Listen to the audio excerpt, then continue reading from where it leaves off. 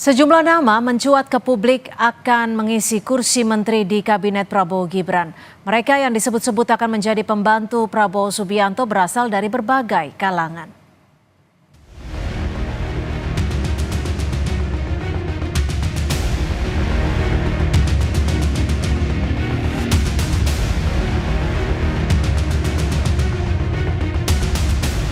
Menjelang pelantikan Prabowo Subianto sebagai Presiden RI pada 20 Oktober 2024 mendatang, siapa saja yang akan mengisi kursi menteri nampaknya masih menjadi sorotan banyak pihak. Sejumlah nama sempat mencuat, namun belum diketahui pasti siapa yang akan dipilih Prabowo untuk membantunya di kabinet yang baru. Yang santer didengar akan menjadi salah satu Menko pada kabinet Prabowo Gibran, yakni Ketua Umum Partai Demokrat Agus Harimurti Yudhoyono. Menanggapi isu yang beredar, AHY bilang itu adalah hak Presiden terpilih Prabowo Subianto. Dirinya yakin Prabowo akan menempatkan orang-orang yang tepat sesuai dengan kapasitasnya untuk menuntaskan visi misi Presiden terpilih selama 5 tahun ke depan. Kami tentu memiliki keyakinan bahwa beliau juga akan menempatkan orang-orang pada posisi yang tepat sesuai dengan kapasitas dan juga bisa membantu beliau mencapai target-target pemerintahan 5 tahun ke depan sehingga visi misi beliau bisa tercapai dengan baik. Terkait nama yang beredar, juru bicara Prabowo Subianto Daniel Anzar Simanjuntak menyatakan, saat ini Prabowo Subianto telah melakukan profiling terhadap nama-nama di kalangan Kabinet Indonesia Maju serta sejumlah nama yang diajukan oleh partai koalisi. Namun nantinya yang akan dipilih adalah mereka yang mampu mengakselerasi dan melaksanakan program Prabowo sebagai presiden. Prabowo di kabinet nanti adalah orang-orang yang mampu mengakselerasi dan menerjemahkan serta melaksanakan program serta visi misi Pak Prabowo sebagai presiden dan memenuhi semua janji politik Pak Prabowo ketika berkampanye pada periode yang lalu. Pak Prabowo sudah melakukan profiling terutama di kalangan internal kabinet pada hari ini. Juga profiling tentu terkait dengan nama-nama yang diajukan oleh partai politik koalisi. Jumlah kementerian serta nama-nama menteri di Kabinet Prabowo Subianto rencananya akan diumumkan 1 hari setelah Prabowo dilantik sebagai presiden yang ke-8. Direktur Eksekutif Trias Politika Strategis Agung Baskoro bilang dibutuhkan banyak perhitungan dan matriks yang luas untuk menentukan seorang menteri dalam kabinet pemerintahan. Matriksnya itu ada banyak, Mas. Apakah dia mewakili ormas, apakah dia mewakili kepentingan, apakah dia mewakili suku, agama, ras. Jadi tidak hanya ansih dia profesional kemudian itu selesai, tidak. Oke. Kabinet itu melibatkan banyak matriks elektoral, matriks teknokratik, politik yang Sejumlah nama mencuat sebagai bakal menteri dalam kabinet pemerintahan Prabowo Gibran. Di antaranya Menteri Keuangan Budi Gunadi Sadikin, Menteri Perindustrian Agus Gumiwang, Menteri Agama Jazilul Fawait, dan Menteri Komunikasi dan Informatika Mutia Hafid. Namun demikian, belum dapat dikonfirmasi apakah nama-nama ini benar akan menduduki kursi menteri di kabinet Prabowo Gibran. Tim Liputan, Kompas TV. Disebut akan final 5 hari jelang pelantikan Presiden terpilih Prabowo Subianto dan akan diumumkan pada 21 Oktober mendatang. Namun hingga kini belum dipastikan ada berapa kursi Menteri Koordinator dan Menteri di Kabinet Prabowo Gibran. Lalu siapakah yang diprediksi akan mengisi kursi Menteri Koordinator? Kita akan bahas bersama pengamat politik BRIN Siti Zuhro dan juga akan bergabung nanti Wakil Ketua Umum Partai Golkar Bang Ahmad Doli Kurnia. Saya akan menyapa dulu dengan Prof. Wiwi. Selamat sore Prof. Wiwi, terima kasih sudah bergabung bersama kami di Kompas Petang. Ya, selamat sore Mbak.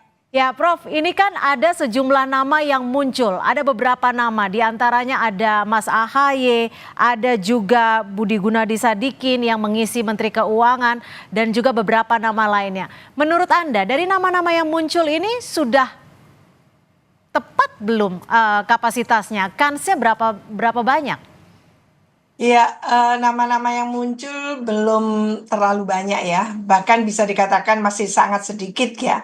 Jadi kita belum tahu secara keseluruhan, mungkin yang disebut ini masih tidak sampai 5% kan, katakan seperti itu. Sehingga dengan zakon kabinet yang ingin ya diwujudkan oleh Pak Prabowo ini kan paling kurang zakon kabinet yang merepresentasikan baik itu keahlian nantinya, profesionalitasnya, loyalitasnya, integritasnya, dan juga perwakilan dari partai politik gitu ya, ormas, perwakilan dari berbagai tentunya ya elemen-elemen yang ada di negara kita ini, komunitas-komunitas dan mungkin ormas dan sebagainya. Jadi banyak pertimbangan yang akan dilakukan oleh Pak Prabowo karena ini betul-betul berkaitan langsung dengan fokus Pak Prabowo untuk membawa Indonesia itu menyongsong 2045. Oke. Artinya apa? Ya artinya adalah akan merekrut gitu ya mereka-mereka yang ditempatkan sebagai pembantunya, sebagai orang-orang yang akan melaksanakan visi misinya. Jadi bukan programnya Menteri Ansih, tapi ini adalah programnya Pak Presiden diterjemahkan dan diimplementasikan oleh para pembantunya yaitu menteri maupun pimpinan lembaga. Lah ini yang memang menjadi perhitungan tersendiri oleh Pak Prabowo, apalagi sudah mengatakan ini adalah zakon kabinet. Tidak banyak era reformasi ini yang mengatakan kabinetnya akan membangun yaitu kabinet ahli itu. Tapi gini Prof Wiwi, kalau dilihat dari ada tadi juga setuju bahwa banyak sekali yang perlu dinilai, banyak sekali matriksnya. Tapi kalau dilihat dari perhitungannya akan seperti apa sih? Karena kita tahu kabinetnya kan, komposisi partainya kan besar sekali. Tapi juga ingin kabinetnya zakon, diisi oleh para profesionalitas. Nanti yang menonjol akan seperti apa penghitungan dari Pak Prabowo nanti?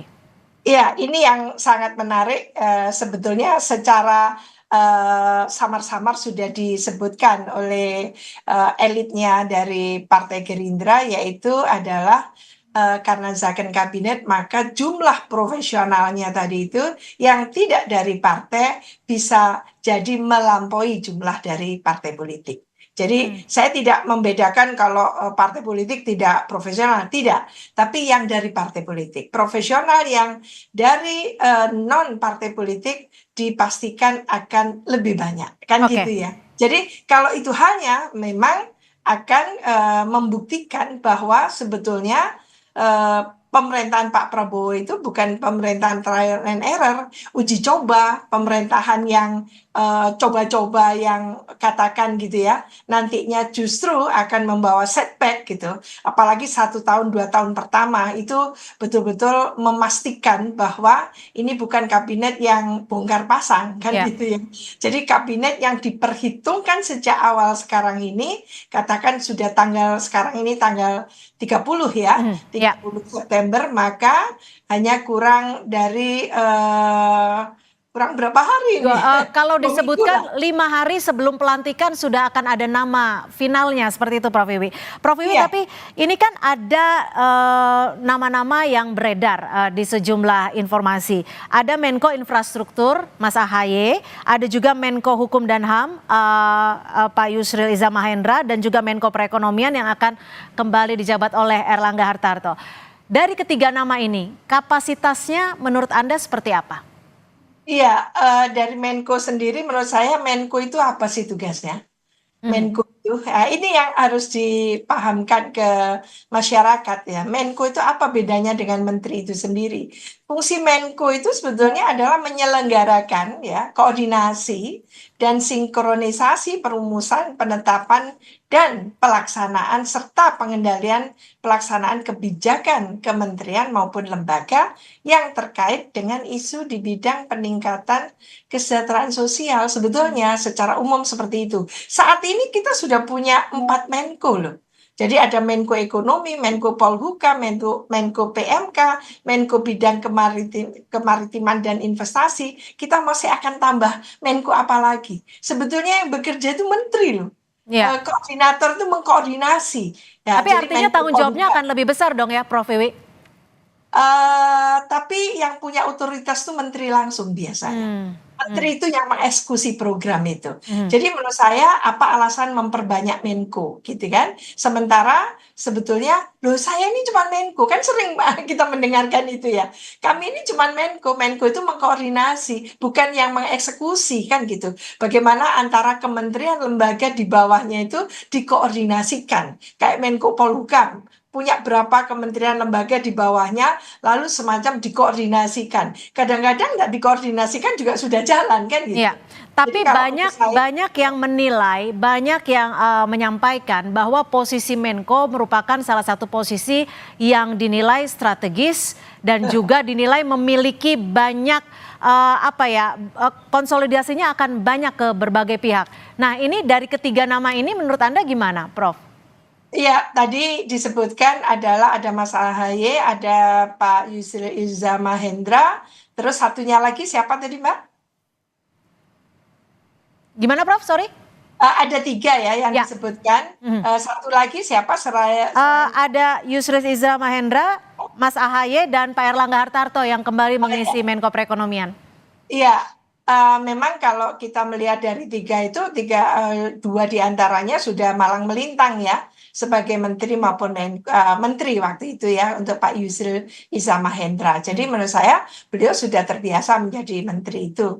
Pak Menko Ekonomi juga iya. Cuman masalahnya kan katanya gitu ya, bagaimana merekrut gitu ya, pembantu presiden saat ini yang intinya yang tekadnya itu ingin memberantas KKN kan gitu ya. Pak Prabowo ini ingin tidak segera zakon kabinet tapi memberantas korupsi. Ya. Maka orang-orang sosok-sosok yang ditempatkan di pucuk pimpinan kementerian maupun lembaga harusnya tidak sampai nanti subject to gitu ya, politisasi hukum kan gitu ya. Nah, ini yang penting menurut saya. Jadi isu integritas harus mengedepan kalau ke kabinet zakon kabinet yang ingin dikerjakan oleh Pak Prabowo ini diutamakan atau dikedepankan. Berarti tidak boleh ada anasir-anasir yang berkaitan dengan katakan gitu ya, isu adanya katakan nanti akan dibuka di KPK dan sebagainya. Ya. Ini menurut saya harus dipastikan isu integritas itu tidak dipertanyakan lagi oleh publik luas, oleh masyarakat Indonesia. Itu jauh lebih bagus. Jadi nomor satu, integritas itu sudah terpenuhi. Nah, maka dalam hal ini Mas AHY gitu ya, menurut saya rising star. Mengapa tidak kan gitu. Sudah diuji kemarin, dicoba di Kementerian ATR BPN ya. sudah oke kelihatannya. Jadi menurut saya dia orang yang punya passion untuk mengerjakan tugasnya dengan sangat baik. Gitu. Nah, Prof Wiwi, untuk menjawab bagaimana memberantas KKN nantinya di kabinet yang baru ini dibutuhkan figur menteri yang tidak hanya memiliki integritas tinggi, tapi juga track record yang bisa dikatakan positif di mata publik. Ada yang mengusulkan bahwa nama-nama menteri ini baiknya dikasih tahu dulu ke publik agar bisa diuji bersama-sama. Menurut Anda seperti apa? Saya setuju sekali karena bagaimanapun juga presiden ini dipilih oleh rakyat langsung. Dari rakyat, oleh rakyat, untuk rakyat. Maka rakyat dipayungi oleh Undang-Undang KIP, Keterbukaan Informasi Publik, pastinya dia juga punya gitu ya, satu hak untuk mengakses informasi itu, mendapatkan informasi itu. Artinya apa? Ini harus diyakinkan masyarakat itu well informed, mendapatkan informasi yang memadai tentang bagaimana bangunan dari kabinet yang akan katakan nanti bekerja untuk 5 tahun ke depan. Jadi menurut saya inilah pembelajaran keterbukaan gitu ya, sekaligus public accountability dari Pak Prabowo sebagai presiden terpilih dalam hal ini menyampaikan kepada masyarakat bahwa tidak ada dusta di situ, bahwa memang presiden dalam hal ini betul-betul ingin gitu ya membangun